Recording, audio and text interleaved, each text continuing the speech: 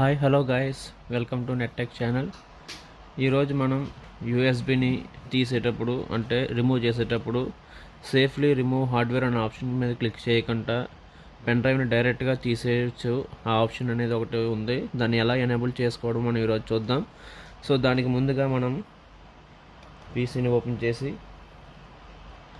This PC ఆప్షన్లోకి వెళ్ళినప్పుడు అక్కడ మన పెన్ డ్రైవ్ మనకు కనిపిస్తుంది. శాండిస్క్ అయితే శాండిస్క్, లేదా హెచ్పి అయితే హెచ్పి, అది ఏ పెన్ డ్రైవ్ అయితే ఆ పెన్ డ్రైవ్లో కనిపిస్తుంది.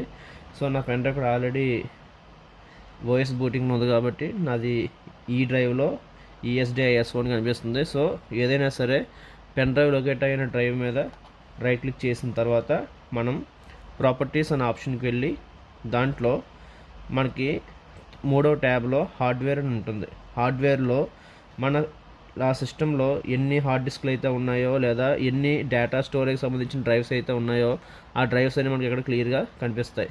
సో ఈ ఫస్ట్ రెండు కూడా నా ఇంటర్నల్ స్టోరేజెస్, అంటే ఈ లోకల్ డిస్క్ C అలాగే local disc new volume D, ఈ రెండు కూడా పై రెండు. అలాగే లాస్ట్ ఉంది చూసారా USB డివైస్ అని.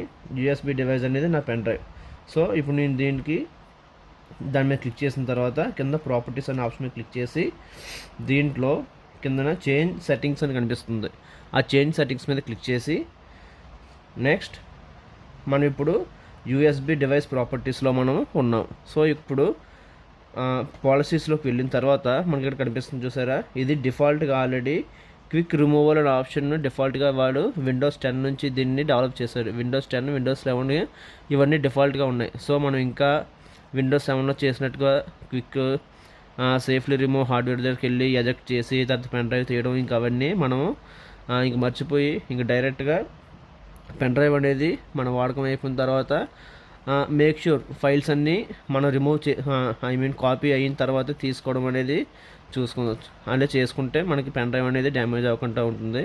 సో ఈ ఆప్షన్ మనం ఎనేబుల్ చేసుకోవడం ద్వారా మన పెన్ డ్రైవ్ని ఏమాత్రం కూడా సేఫ్లీ రిమూవ్ హార్డ్వేర్ అనే ఆప్షన్ మీద క్లిక్ చేయకుండా పెన్ డ్రైవ్ని డైరెక్ట్గా మనము ఎజెక్ట్ చేసుకోవచ్చు.